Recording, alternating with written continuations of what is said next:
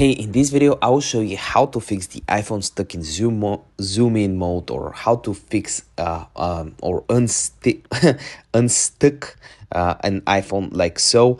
This method works on iOS 17 and older versions.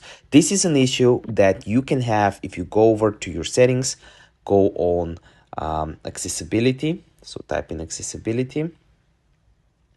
And if you have this zoom option on with 3-finger gestures, just like so, you will be stuck in situations like this. Well, how did I get unstuck just like so? All we have to do is double tap with 3 fingers. When you double tap, it says that drag 3 fingers to move around the screen, double tap 3 fingers to drag and change zoom. So you're changing all these settings by just clicking accessibility off. But if you're stuck, all you have to do is double tap with 3 fingers and that's it. If that doesn't work, you need to force restart your iPhone, which for me is volume up button and power button, and that's it. When you hold it, it will restart.